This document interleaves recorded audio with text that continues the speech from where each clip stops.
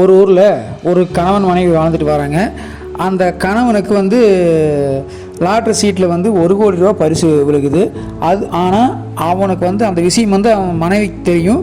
ஆனால் வந்து அவன் கணவன்கிட்ட சொல்லலை. ஏன்னா அந்த ஆள் வந்து ஹார்ட் பேஷண்ட்டு, அதிர்ச்சியான விஷயங்கள் வந்து அவன் கேட்கக்கூடாது. அப்போ இந்த விஷயத்தை போய் அவருடைய ஃபேமிலி டாக்டர்கிட்ட சொல்கிறாங்க. அந்த அம்மா சொன்னதுக்கப்புறம் அவர் வந்து சரி நான் பக்குவமாக சொல்லிக்கிறேன், நீங்கள் ஒன்றும் கவலைப்படாதீங்க அப்படின்னு சொல்லி போட்டு வந்து அவர் சொல்கிறாரு, மிஸ்டர் ஆறுமுகம், இந்த லக்கு மேலே உங்களுக்கு ஏதாச்சும் நம்பிக்கை இருக்குதா அப்படின்னு சொல்லி போட்டு கேட்குறாரு.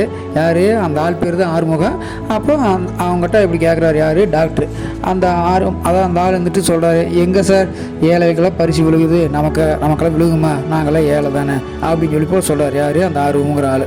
அப்போ டாக்டர் சொல்கிறாரு, சொல்ல முடியாது, உங்களுக்கு கூட விழலாமே, அதிர்ஷ்டம்னு என்ன, அதோட இஷ்டம் தானே, அதிர்ஷ்டம். இப்போ உங்களுக்கு கூட 1 லட்சம் கூட பரிசு விலகலா அப்படின்னு சொல்லி போட்டு சொல்கிறாரு. அப்படி விழுந்தால் என்ன பண்ணுவீங்கன்னு சொல்லி கேட்குறாரு. யார்? டாக்டர். அதுக்கு அந்த ஆறுமுகங்கிற அந்த ஆள் சொல்கிறாரு, என்ன சார் சில்லறை பணங்களாக அடைச்சிடுவேன், சின்னதாக வாங்கி வச்சு கடன் பூரா அடைச்சிடுவேன் அப்படிங்கிற.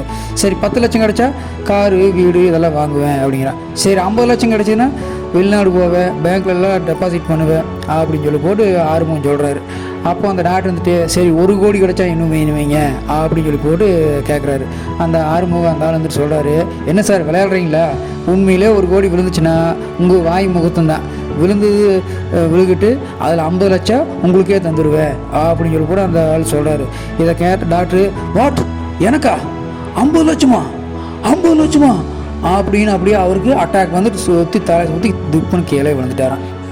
இப்போது இந்த கதை மூலிமா நம்ம தெரிஞ்சுக்க வேண்டிய விஷயம் என்னென்னா,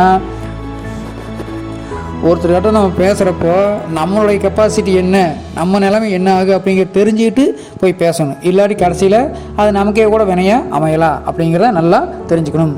கதை கேட்ட உள்ளங்களுக்கு நன்றி.